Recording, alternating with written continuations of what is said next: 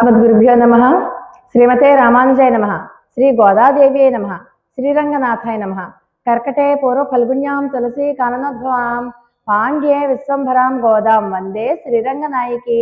ప్రియ భగవద్బంధువులారా, రావులపాడు గ్రామంలో వేంచేసి ఉన్న శ్రీ సీతారామచంద్ర స్వామి వారి యొక్క ఆలయంలో ప్రతిరోజు కూడా ధనుర్మాస వ్రత మహోత్సవాలు అత్యంత వైభవంగా జరుగుతున్నాయి. దానిలో భాగంగా ఈరోజు 16వ పాసురాన్ని అనుసంధానం చేసుకుని అందులో ఉన్నటువంటి విశేషాంశాలు చూద్దాం. నిన్నటి దాకా 15 పాసురాలు అయిపోయాయి. అంటే మనం ఈ 15 పాసురాలలో మనం ఏం చేసాం? మనకి ఆలయానికి ప్రవేశించే అర్హత కలిగింది అని చెప్పుకున్నాం. ఇప్పటికీ వీళ్ళు ఏం చేస్తారంటే ఈ పాసురంలో మరి కృష్ణుడి దగ్గరికి కదా వెళ్ళాలి. కృష్ణుడు ఎక్కడ ఉంటాడు? నందగోపుని యొక్క భవనంలో ఉంటాడు. ఆ భవనం మామూలుగా మన ఇంట్లాగా ఉంటుందా? రాజుగారి భవనం కదా, దానికి ఎంతమంది కాపలా వాళ్ళు ఉంటారో వాళ్ళందరినీ దాటుకుని కదా వెళ్ళాలి. వాళ్ళందరినీ దాటుకుని కృష్ణుడిని చేరాలి.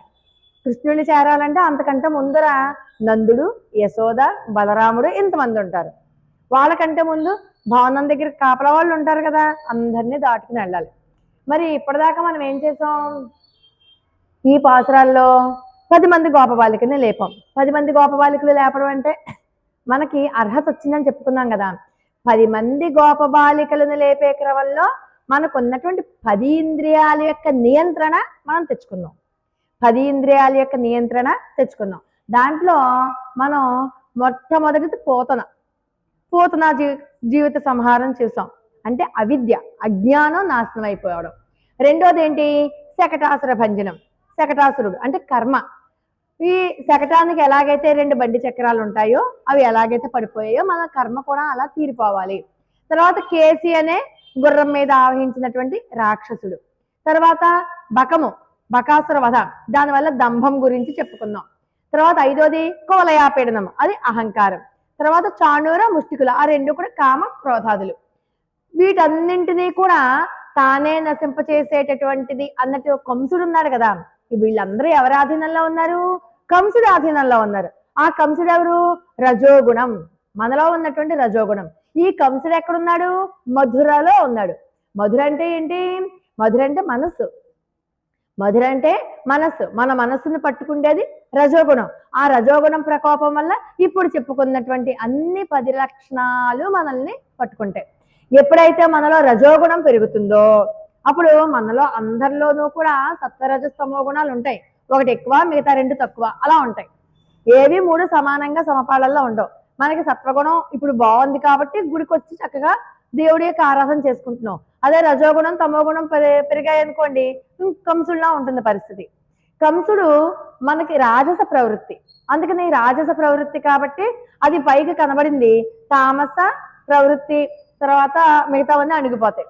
అందులో సాత్విక ప్రవృత్తి పూర్తిగా వెళ్ళిపోయింది. సాత్విక ప్రవృత్తి అంటే ఎవరు? దైవీ సంపద. సాత్విక ప్రవృత్తి అన్న దైవీ సంపద. వాళ్ళెవరు? లోపలికి వెళ్ళిపోతారని చెప్పుకున్నాం కదా, వాళ్ళే దేవకీ వసుదేవులు. ఎక్కడికి వెళ్ళిపోయారు? కంసుడి వల్ల కారాగారంలో ఉండిపోయారు. దైవీ సంపద అయినటువంటి దీనివల్ల దేవకీ వసుదేవులు కారాగారంలో ఉన్నారు. అంటే మనలో అసుర సంపద పెరిగితే దైవీ సంపద సత్వగుణము లోపలిగా అణిగిపోతాయి. ఆ అణిగిపోవడాన్నే చెరసాలలో పెట్టబడినటువంటి దేవకీ వసుదేవులు. సత్వగుణం వికసించింది, సాత్విక ప్రవృత్తి బయటపడింది అనుకుంటున్నప్పుడు పరమాత్మ ఉదయిస్తాడు. పరమాత్మ ఉదయించడం అంటే చెరసాలలో పరమాత్మ పుట్టడం. చెరసాలలో పరమాత్మ పుట్టడం. పుట్టినప్పుడు ఆయన చేరుకోవాలి అంటే మనం ఇప్పుడు చెప్పుకున్నటువంటి ఈ 10 గుణాలని దాటుకుని రావాలి. ఆ దాటుకుని పరమాత్మ దాగి పెరిగాడు. ఎక్కడ దాక్కుని పెరిగాడు? నంద యశోదల దగ్గర దాగి పెరిగాడు. ఈ ప్రమాదాలన్నీ వస్తాయి. అవన్నీ దాటుకుంటే ఇప్పుడు మన మనస్సు మొత్తం 10 ఇంద్రియాలని వశపరుచుకుని స్థిరమైన మనస్సుతో ఉంది.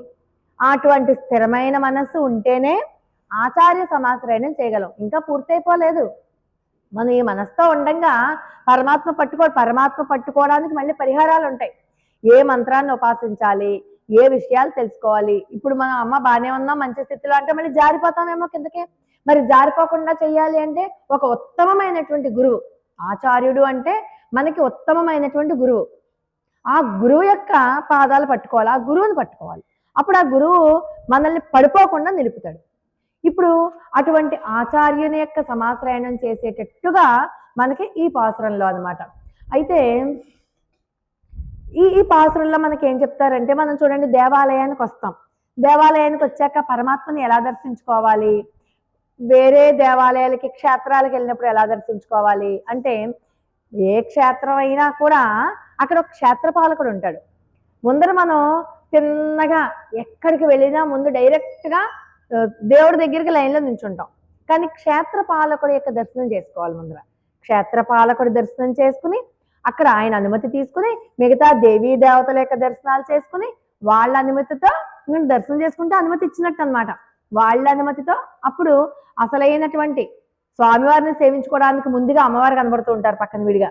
అమ్మవారి దగ్గరికి వెళ్ళి అక్కడి నుంచి చూపు అయ్యవారి దగ్గరికి పెట్టాలి. అది ఒక క్రమం అన్నమాట. ఒకేసారి మనం అక్కడ గేటు తీసుకుని పరపరపరమని వచ్చేయకూడదు. ముందు ధ్వజస్తంభం ఉంటుంది. ధ్వజస్తంభాన్ని ఒక్కసారి నమస్కారం చేసుకోవాలి. అప్పుడు లోపలికి వచ్చాక ఆంజనేయ స్వామిని చూస్తుంటారు, ఈయనకో నమస్కారం చేసుకోవాలి. అప్పుడు లోపలికి వెళ్ళాక సీతమ్మ వారిని లక్ష్మణ స్వామిని చూశాక అప్పుడు రామచంద్రమూర్తిని దండం పెట్టుకోవాలి. అది ఒక ప్రొసీజర్ అనమాట. అది ఎలా వెళ్ళాలి, ఎలా సేవించాలి, ఎలా ఉపాసన చేయాలి అన్నీ కూడా మనకి ఈ పాసురంలో చెప్తూ ఉంటుందన్నమాట.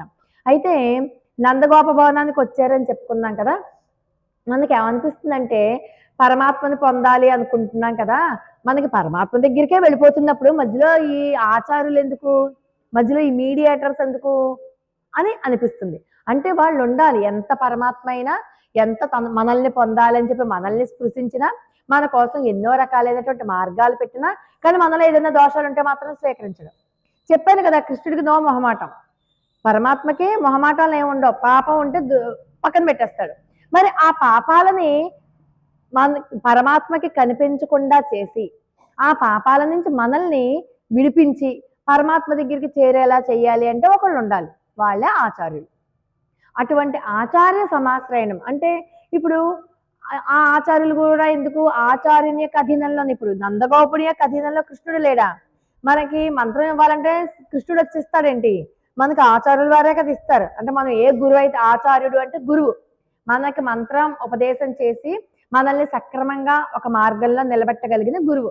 ఆ గురువు గారు ఇచ్చిన మంత్రాన్ని పట్టుకుని ఆ మంత్రార్థాన్ని తెలుసుకుని దాని ద్వారా పరమాత్మని మన యొక్క ఇంద్రియాలన్నింటినీ లయం చేసి ఇక్కడ ఉన్నటువంటి ఈ చక్రాలని కేంద్రీకృతం చేసి ఇక్కడ ఉన్నటువంటి పరమాత్మని అంతర్యామిగా ఉపాసన చేసి అప్పుడు అక్కడ ఉన్న ఉపాసన చేయగా చేయగా చేయగా కొన్నాళ్ళకి అక్కడ మనకి పరమాత్మ దర్శనం కలుగుతుంది. ఇది ఒక స్టెప్ అనమాట. అలా కావాలి అంటే మనం ఆచార్యుల వారిని ఆశ్రయించాలి. అంటే ఖచ్చితంగా భగవంతుణ్ణి పొందాలి అంటే ఖచ్చితంగా ఇంద్రియాలు వశపరుచుకోవడమే కాకుండా ఆచార్య సమాశ్రయణం కూడా చెయ్యాలి అని చెప్తారు. సరే, ఇప్పుడు మనం ఎలా ప్రారంభిస్తున్నాం ఆచార్యుడు అంటే అస్మద్గురుభ్యో నమః. ఇప్పుడు గురువు గారి దగ్గరికి వచ్చాం, అస్మద్గురుభ్యో నమః అనుకుని ఇక్కడ ఎలా ఉందంటే ఒక ఆయన ఉన్నారు సింహాచల క్షేత్రంలో, కృష్ణమాచార్యులు గారు అని ఒక ఆయన ఉన్నారు, ఒక పండితుడు. ఆయన ఉపాసన చేత సింహాచలాధీశుడే, సాక్షాత్తు సింహాచలాధీశుడే వచ్చి ఆయన పాటలు పాడుతుంటే నాట్యం చేసేవాట. ఆయనకి సంగీతంలో కళ, ఆయన పాటలు పాడుతుంటే నాట్యం చేసేవాట. ఆయన ఏమనుకున్నారు, సాక్షాత్ ఇదేంటి సింహాచలాధీశుడే నేను పాటలు పాడుతుంటే నాట్యం చేస్తే నాకు నువ్వు నువ్వు నువ్వు ఎందుకు, అక్కర్లేదు కదా. అలా ఉన్నారు ఆయన. రామానుజుల వారు వచ్చారు. సాక్షాత్ రామానుజుల వారు వస్తే ఇక్కడ మధ్యలో నాట్యం చేస్తున్నారు, ఆయన పాట పాడుతున్నారు. రామానుజుల వారు వచ్చారు. నిజంగా ఒక యతీశ్వరుడు వస్తే ఎదురెళ్ళి దండం పెట్టడమో రమ్మని చెప్పి ఆహ్వానించడమో ఏదో చెయ్యాలి కదా. మరి నా సాక్షాత్తు సింహాచలాధీశుడు వస్తే నేను వెళ్ళడం ఏంటి, సాక్షాత్తు పరమాత్మని నేను పాడుతుంటే డాన్స్ చేస్తుంటే నేను వెళ్తానండి, వెళ్ళను కదా. ఆయన మాత్రం యతీశ్వరులకి ఏముంది, ఏముండవు. ఆయన వచ్చేలాగా స్తంభం దగ్గర ఒక్కలే కూర్చుని ఆ పరమాత్మని అక్కడి నుంచే ధ్యానం చేసుకుంటూ ఉన్నారు. ఈయన చూశారు కానీ చూడనట్టు వెళ్ళిపోయారు. అలా ప్రతిరోజు జరిగింది.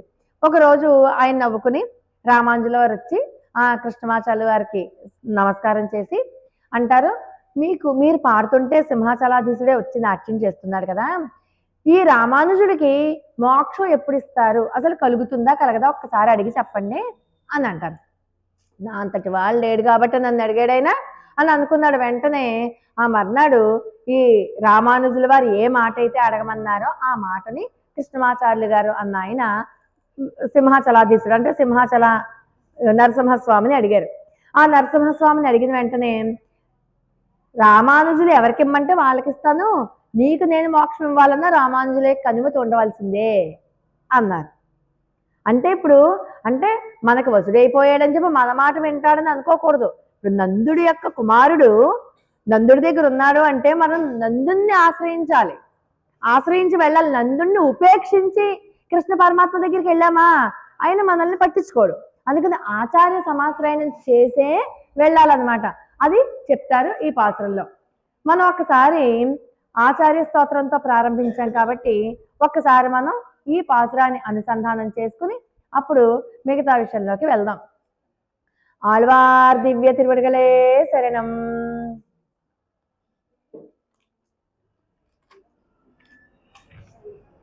నిన్న మొన్న రాలేదే, అబ్బా.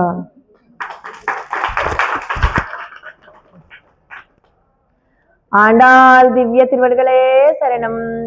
நாயகனாய் நின்ற நந்த கோபனுடைய கோயில் காப்பானே, கொடித்தோன்றும் தோரணவாசல் காப்பானே, மணிக்கதவந்தால் பிறவாய் ஆயர் சிறுமீரோ முக்கு, அரை பறை மாயன் மணி வண்ணன் நன்னலைவாய் நேர்ந்தான், தூயோமாய் வந்தோம் துயிலப்பாடுவான், வாயால் முன்ன முன்னம் மாத்தாதே அம்மா, நீ நேச நிலை கதவம் நீக்கேல் ஒரெம்பாவாய். ఆండాళ్ దివ్య తిరువడిగలే శరణం. వచ్చారు నందవ్రజంలో నందుడి భవనం దగ్గరికి వచ్చారు వీళ్ళు.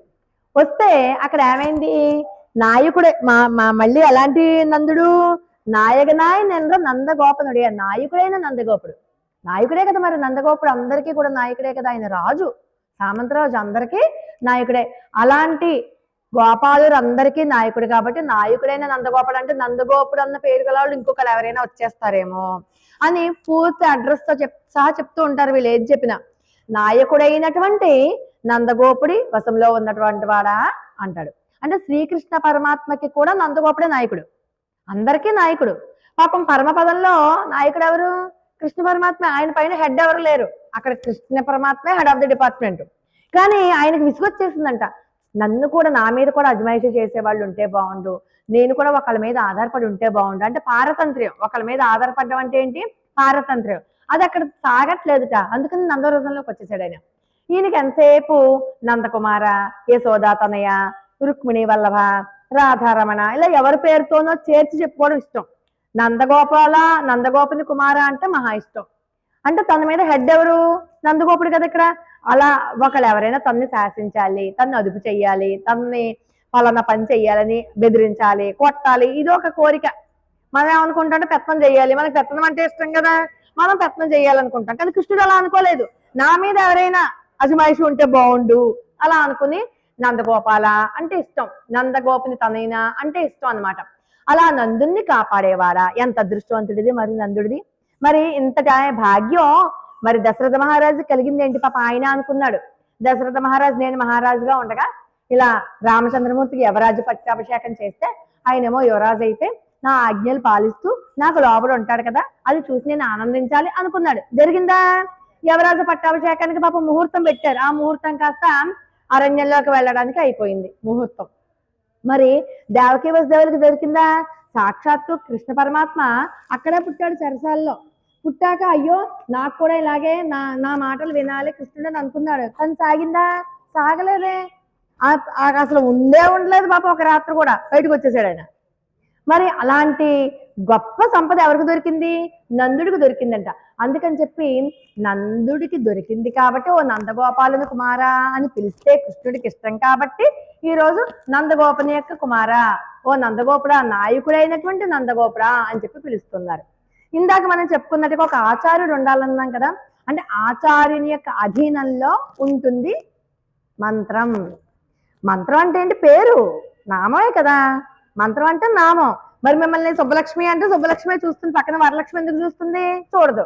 ఆ మంత్రాన్ని పట్టుకుని కృష్ణ కృష్ణ కృష్ణ కృష్ణ, అది కూడా ఒక ఆచార్యుని దగ్గర నుంచి మనం కనుక తీసుకుంటే తొందరగా ఫలిస్తుంది. ఎందుకంటే ఒకవేళ ఏ రోజైనా, ఎందుకు అలా అంటారంటే, ఏ రోజైనా ఏ ఓపిక లేకో మనం 108 సార్లు 1008 సార్లు 1,00,000 సార్లు జపించడానికి ఓపిక లేక జపించలేదనుకోండి ఆ సంఖ్య, అప్పుడు మన బదులు గురువుగారు జపిస్తారు. గురువుగారు నిత్యము చేస్తారు. నిత్యము చేసినప్పుడు నా శిష్యుడు ఏమైనా నాకు ఇంతమంది శిష్యులు ఉన్నారు, ఒక్కొక్క శిష్యుని 108 చొప్పున అన్నాను, నా శిష్యుడు చేస్తాడో చేయడో వాడి బదులు నేను కూడా చేస్తాను అని ఆయన 1008 సార్లు చేస్తారు. అప్పుడు 10 మంది శిష్యులు ఉద్ధరింపబడతారు కదా. అందుకని గురుముఖత తీసుకోమంటారు. గురుముఖత తీసుకుంటే ఆ మంత్రంలో ఉన్నటువంటి అర్థం మనకి చెప్పడమే కాకుండా ఎలా జపించాలి, నియమ నిబంధనలు ఏంటి, ఏ అక్షరాన్ని ఎలా పలకాలి, ఉచ్చారణ దోషం లేకుండా ఎలా ఉండాలి చెప్తూ ఇన్నిసార్లు చెయ్యి అని చెప్తారు.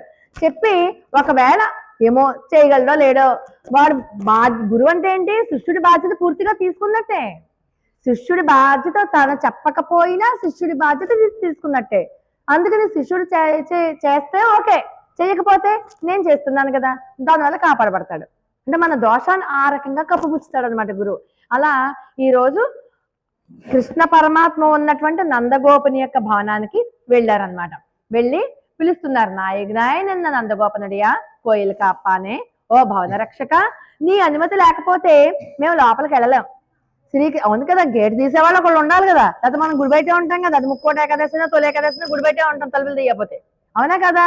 అలా ఓ భవన రక్షక, నీ అనుమతి లేకపోతే మమ్మల్ని శ్రీకృష్ణుడు లోపలికి అనుమతించడు. కాబట్టి నువ్వు మమ్మల్ని లోపలికి వదులు అంటే వదలడు. నువ్వు భవన పాలకుడివి, గుర్తుపెట్టుకో. నువ్వు భవనాన్ని పాలించేవాడివి మాత్రమే కృష్ణుని పాలించేవాడు అనుకుంటున్నావేమో. మేమెవరో కృష్ణ పరమాత్మకు అపకారం చేసేవాళ్ళం కాదు, కృష్ణ పరమాత్మకు అనుకూలంగా ఆయనే కావాలని చెప్పి తపస్సు చేసేవాళ్ళం. నువ్వు తలుపులు ఎవరికి తీయకూడదు, ఎవరైనా ద్వేషులుంటే, పగబట్టిన వాళ్ళు ఉంటే వాళ్ళ కోసం తీయకూడదు. మరి రేపలలో భయం కదా, అర్ధరాత్రి అపరాత్రి లేకుండా బోలంతమంది రాక్షసులు విచ్చలవిడిగా వచ్చేస్తూ ఉన్నారు. ఏ రాక్షసులు ఏ రూపంలో వచ్చారో ఎవరికి తెలుసు. అందుకని చాలా జాగ్రత్తగా కాపలాగా వస్తున్నారు, వాళ్ళు తప్పేం లేదు. అందుకని అదే చెప్తున్నారు వీడు, నువ్వు భవన పాలకుడివి, మేము అనుకూలరం, ప్రతికూలురం కాదు, ద్వేషులం కాదు. కాబట్టి నువ్వు ఖచ్చితంగా మమ్మల్ని లోపలికి అనుమతించవలసింది అని చెప్తారు.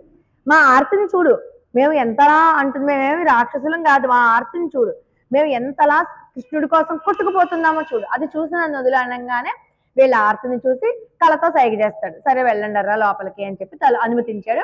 వీళ్ళు వెళ్తారు, లోపలికి వస్తారు. లోపలికి వస్తే ఇంకో భవనం కనబడిందంట. అదేంటి, కొడుతోండ్రం తోరణవాసలు కాపానే, పైగా ఆ భవనానికి జెండా ఉందిట.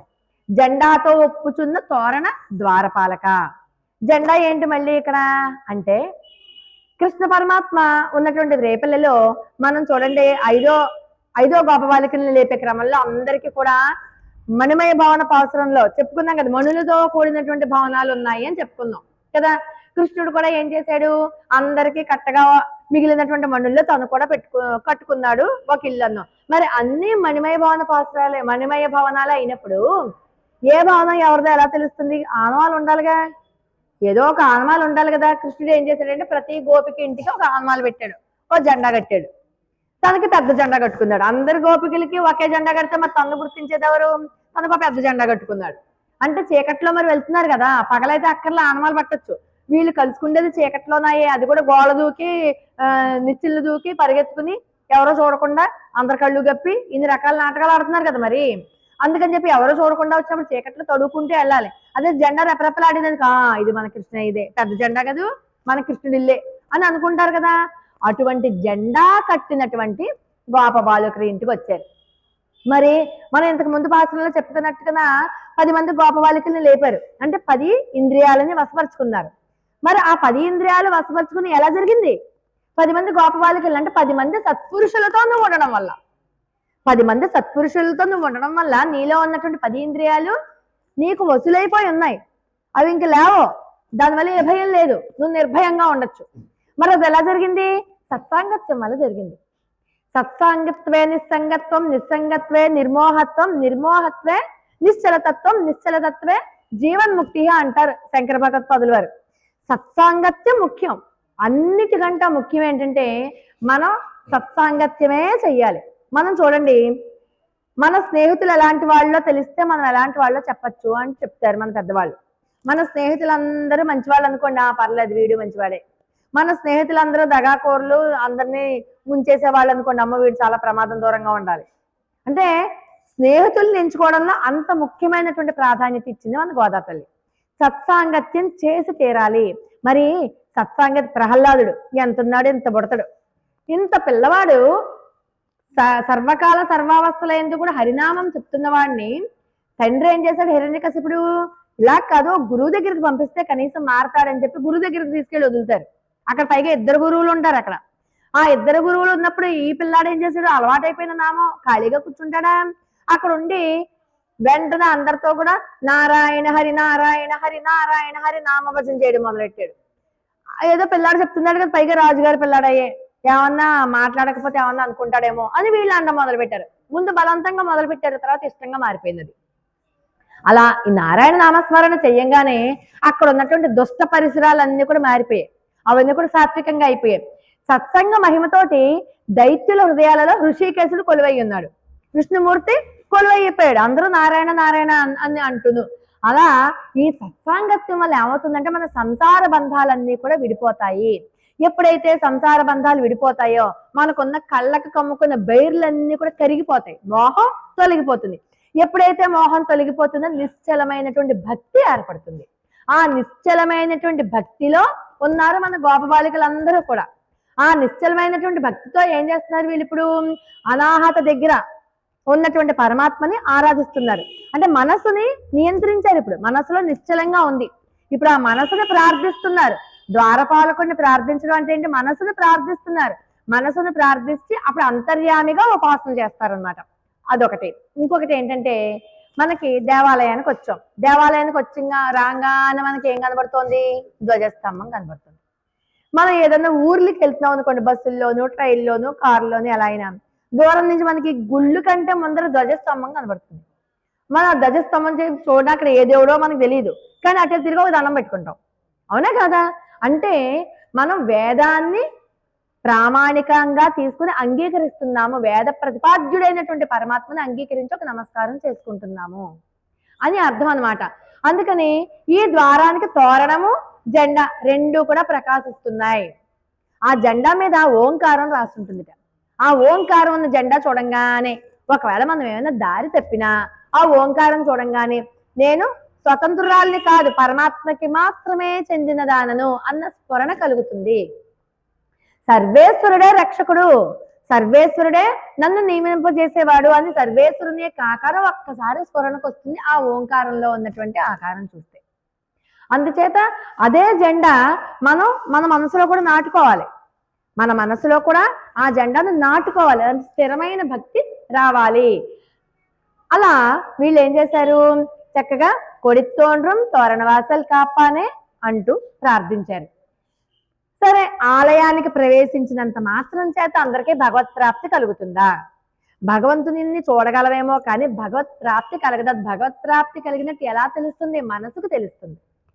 మీరు వచ్చారు ఆలయానికి, ఆలయానికి వచ్చినప్పుడు ఏం జరిగింది, బయట ఉన్నటువంటి రకరకాలైనటువంటి అందాన్ని, జెండాలు లేకపోతే శిల్పకళా నైపుణ్యం ఇవన్నీ చూస్తూ కూర్చున్నారనుకోండి, అక్కడే ఉండిపోతారు.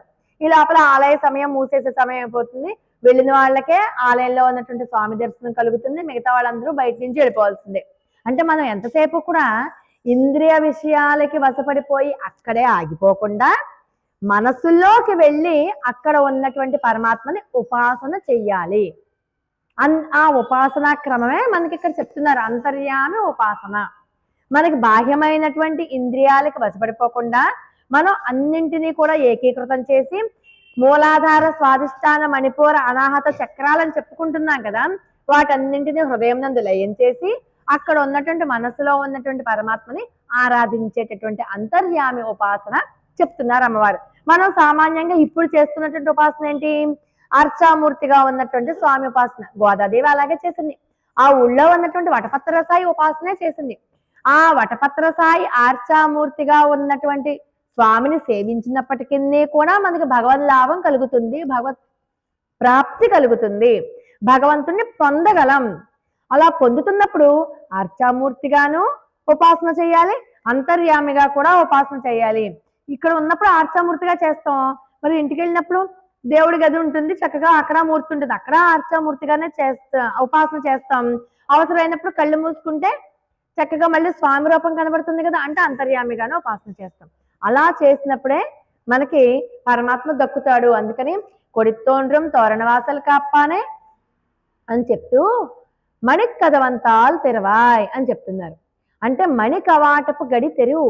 అవన్నీ మణులతో కూడినటువంటి గడిలు కదా, అవి నువ్వు తెరువు. పరమాత్మ స్వరూపం కావాలి అంటే మణి కవాటపు తలుపులు తెరిస్తేనే మనం చూడగలం.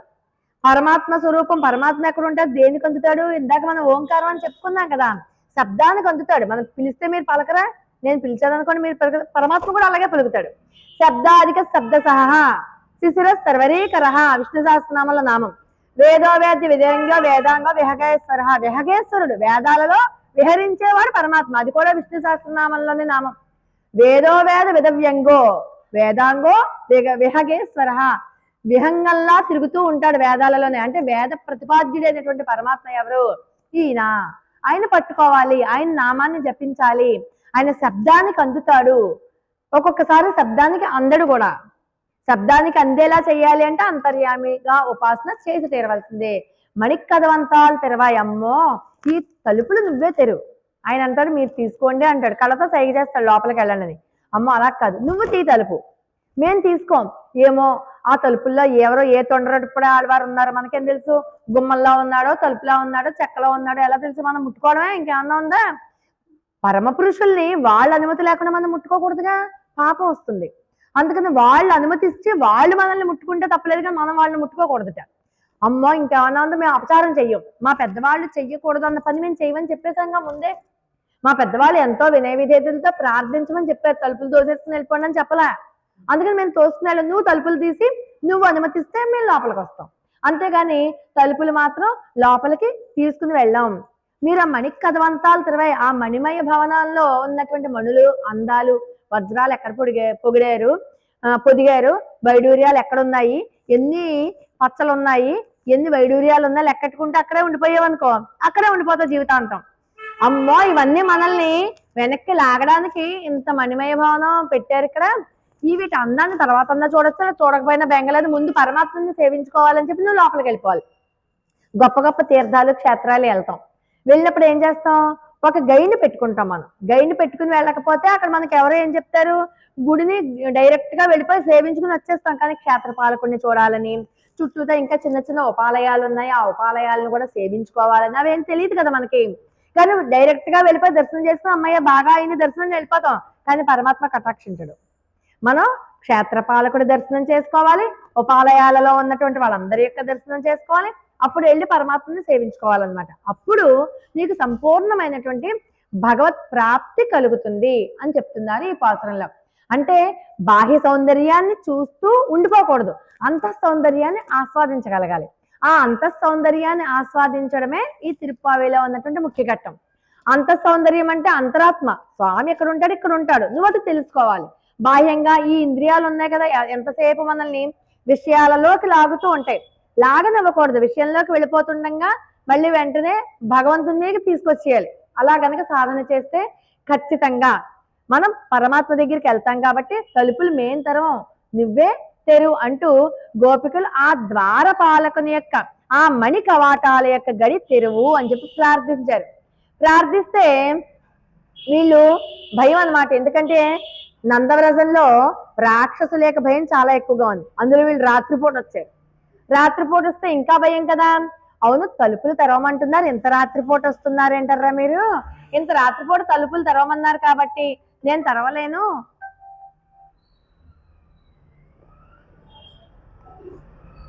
ఇంత రాత్రిపూట వస్తున్నారు మీరు, తలుపులు నేను తెరవలేను, ఏమో మీరు అలాంటి వాళ్ళు నాకేం తెలుసు, అసలు అయినా మీకు భయమే లేదా, రాత్రిపూట చీకట్లో వచ్చేసరి భయమే లేదా అని అడుగుతాడు.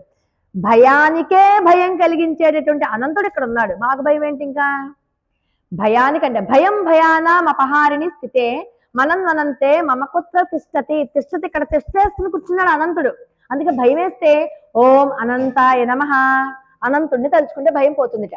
భయం కలిగినప్పుడల్లా అనంతాయ నమః అనుకుని నమస్కారం చేసుకుంటే భయం తొలగిపోతుంది. భయాన్నే కలిగించేటటువంటి అనంతుడు ఇక్కడ ఉండగా మాకింక భయం ఏంటి? అందులోనూ ఆయన తలుచుకుంటూ వచ్చామేమో, అసలు మాకు భయం అన్నదే లేదు. కాబట్టి మీరు తలుపు తీయండి అని అడుగుతుంది. అలా కదరా, మీకు రామావతారం తెలిసేమో, రామావతారంలో అందరూ కూడా రాముడి యొక్క యోగక్షేమాలే ఆకాంక్షించారు, రాముడికి భయం లేదు, పైగా విశ్వామిత్రుడు, వశిష్ఠుడు లాంటి గురువులు కూడా ఉన్నారు, ఆయన తండ్రి గారు దశరథ మహారాజు గారు ఎంతో మంది రాక్షసుల్ని చంపాడు, వీరులందరూ అక్కడే ఉన్నారు. పాపం మా కృష్ణయ్య అలాంటి వాడు కాదు, మా నందుడేమో అమాయకుడు, పైగా కృష్ణుడు పుట్టినప్పటి నుంచి అందరూ రాక్షసులే వచ్చి కృష్ణుడిని నానా ఇబ్బంది పెట్టేశారు.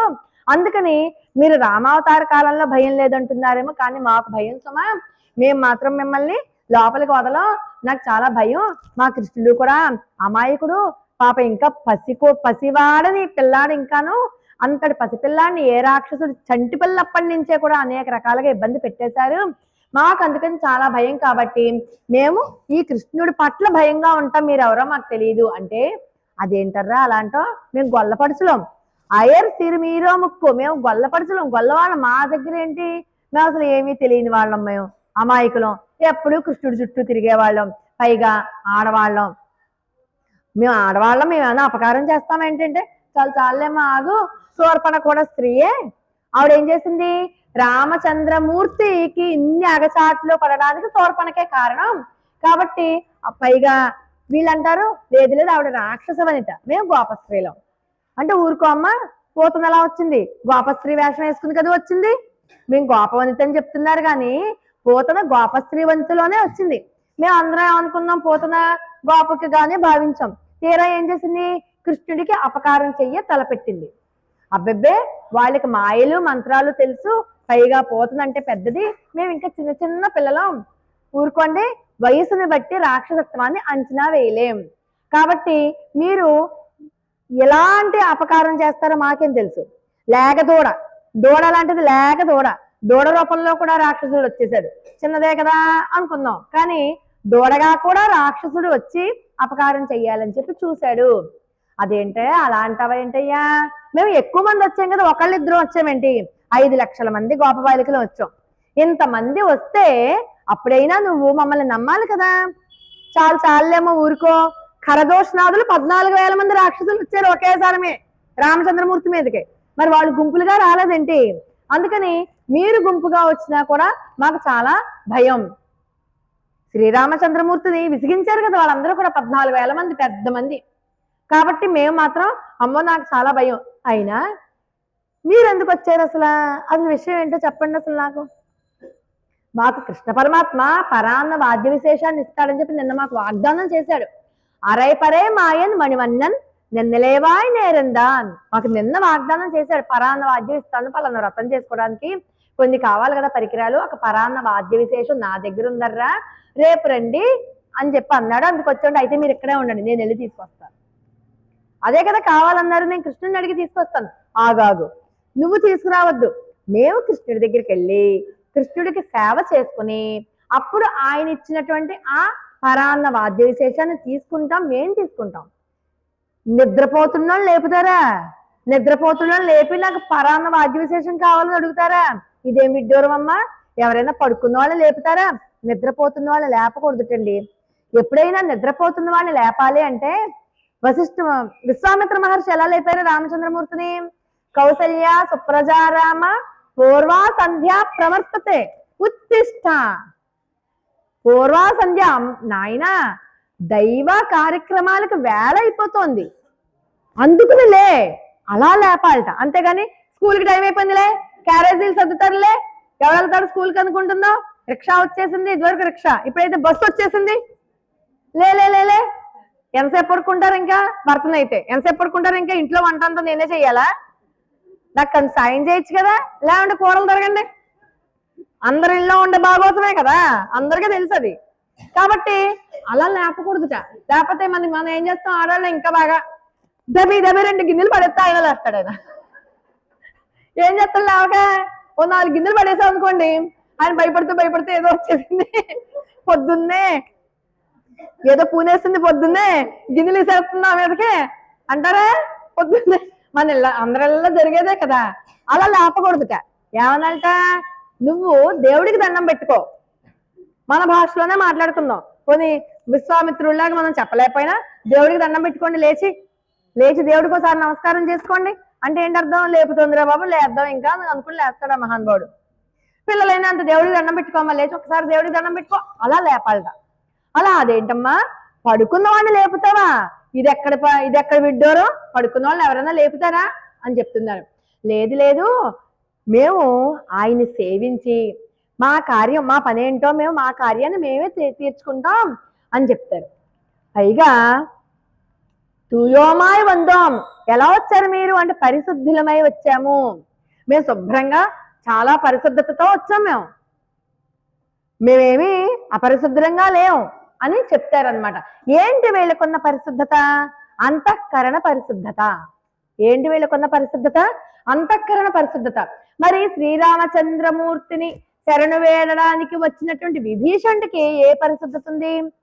అక్కడ ఏమైనా సముద్రం ఉంది కానీ తను ఎదురుగా బుడుంగుమని సముద్రంలో మునిగి అప్పుడు ఏమైనా శ్రీరామచంద్రమూర్తిని ప్రార్థించాడా?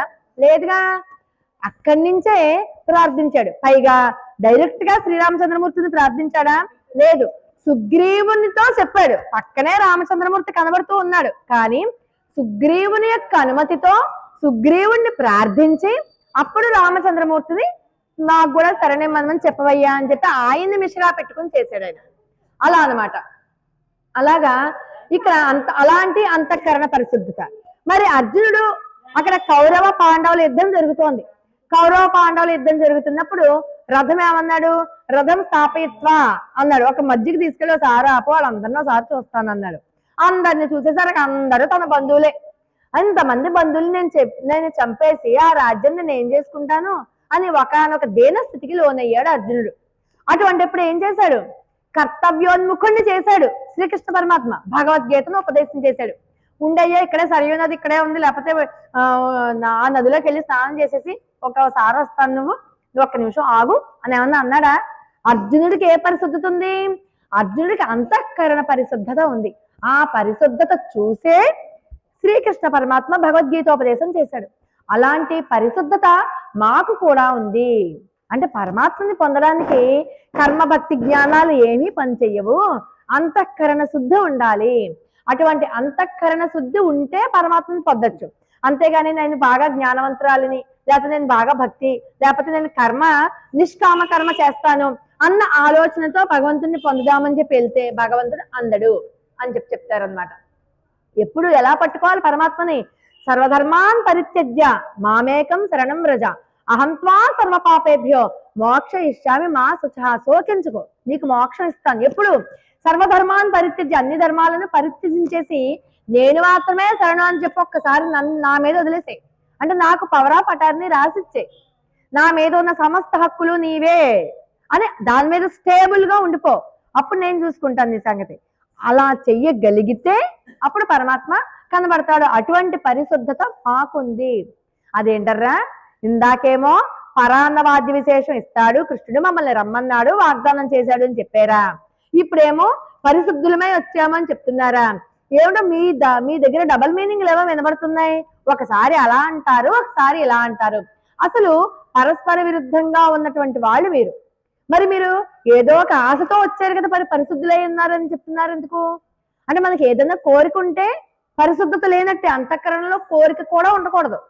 ఏ కోరిక అయినా ఉంటే పరమాత్మ అందడు. మీరు ఏదో కోరిక పెట్టుకుని వచ్చారు, పరాన్న వాద్యం కావాలని, పైగా పరిశుద్ధులమై వచ్చామని చెప్తున్నారు. విరుద్ధ స్వభావంగా ఉంది, ఇది ఎక్కడ కుదురుతుంది? అసలు నిజమేంటో చెప్పండి అంటారు. ఆయన మేలుకునేలా పాడాలని చెప్పి వచ్చాం. ఏంటి నిద్రపోతున్నా లేపేసి పాడతారా? ఇది ఎక్కడ విడ్డూరం? పడుకున్నాడు కదా, పడుకొని ఇవ్వచ్చు కదా. అయ్యయ్యో, మీ ప్రేమ ఇంత బంగారంగాను పడుకున్న వాడిని లేపుతారా? అది కూడా పాటల రూపంలో. అలా అస్సలు కుదరదు.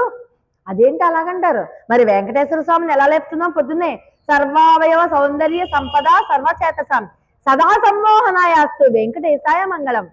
ఆయన యొక్క అవయవ సౌందర్యాన్ని చూస్తూ మనం సుప్రభాత సేవలో చెప్పుకుంటున్నామే, వెంకటేశ్వర స్వామి మంగళాశాసనాలు చెప్పుకుంటున్నామే. అలా మేము కూడా పైగా మేము లేపుదామంటే అలా లేపం.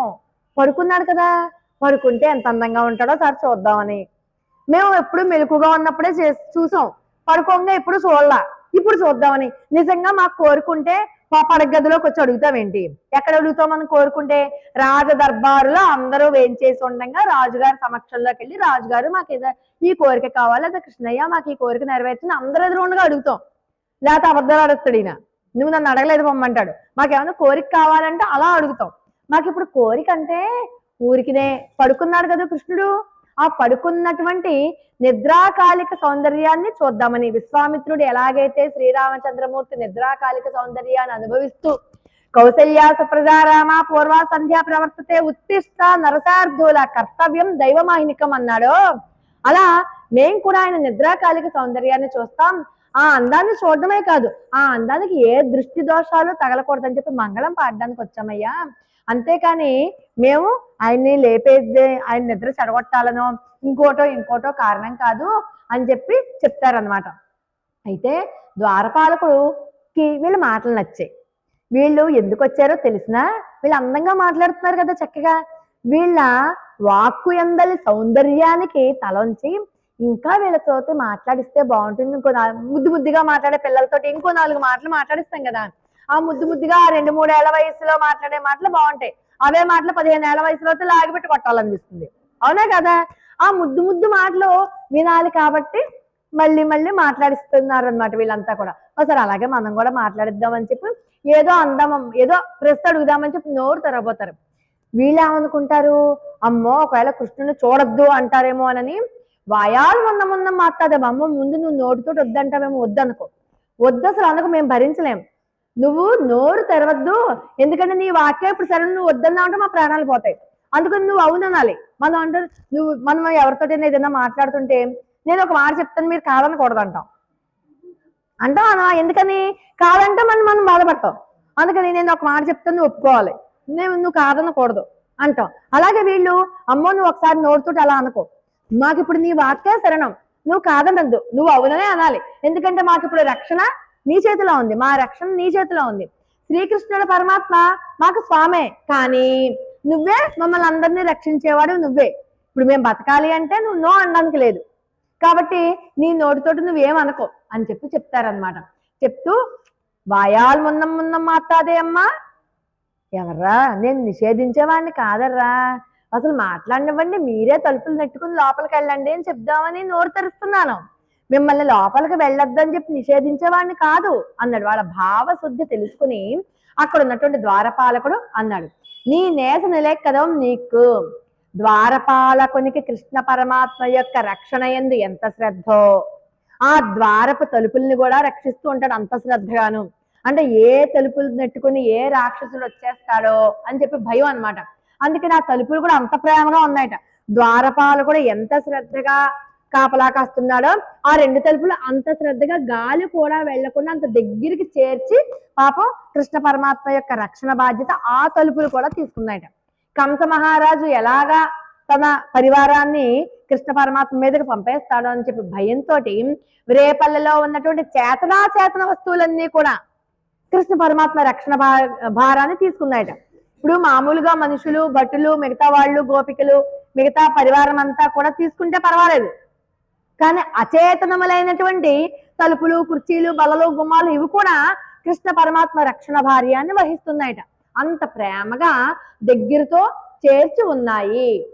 అలాగే చూడండి, రామావతారంలో శ్రీ రామచంద్రమూర్తి అరణ్యానికి వెళ్ళిపోతుంటే అయోధ్య ఎలా అయిపోయింది, కళావిహీనం అయిపోయింది. మరి అయోధ్యకు వచ్చేస్తున్నప్పుడు అవే అయోధ్య తిరిగి అయోధ్యకు వచ్చేసాడు కదా రావణ సంహారం తర్వాత, అవి వికసించాయి, పుష్పాలు పూసే, ఎంతో అందంగా అయిపోయింది, కళావిహీనంగా అయ్యింది, కళ కలిగి వచ్చేసాయి.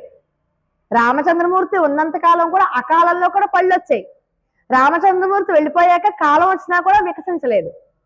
అంటే అలా అచేతనాలే కూడా ఆ పరమాత్మ ఉన్నప్పుడు పరమాత్మని రక్షించుకుంటూ ఆ పరమాత్మ విరహానికి అచేతనాలు కూడా బాధపడతాయట, అలా ఉన్నాయి. అందుచేత మమ్మల్ని లోపలికి వెళ్ళనివ్వు అంటూ ఈ రోజు గోపబాలిక లోపల ఉన్నటువంటి అందరితో కూడా కలిసి వెళ్ళి ఆ ద్వారపాలకుణ్ణి, భవన పాలకుణ్ణి ప్రార్థించి లోపలికి వెళ్ళినట్టుగా మనం భావించుకోవాలి. ద్వారపాలకుణ్ణి ప్రార్థించారు, ఇక్కడ భవన పాలకుణ్ణి ప్రార్థించారు, లోపలికి వచ్చారు. ఎవరి కోసం వచ్చారు? కృష్ణ పరమాత్మ దగ్గరికి. కృష్ణ పరమాత్మ కలుస్తాడో లేదో, కృష్ణ పరమాత్మ కంటే ఇంకా ముందు ఇంకా ఎవరైనా ఉన్నారో అడ్డుపడే వాళ్ళు, ఇలా ద్వారపాలకులు, భవన పాలకులు, అలాంటి విషయం అంతా కూడా మనం రేపటి పాఠంలో చూద్దాం. స్వస్తి ప్రజాభ్య పరిపాలయంతాం న్యాయేన మార్గేణ మహిమహీసాః గోబ్రాహ్మణేభ్య శుభమస్తు నిత్యం. లోకా సమస్తా సుఖినో భవంతు. ఆండాళ్ దివ్య తిరువడిగలే శరణం. జై శ్రీమన్నారాయణ. జై శ్రీరామ్. జై శ్రీరామ్.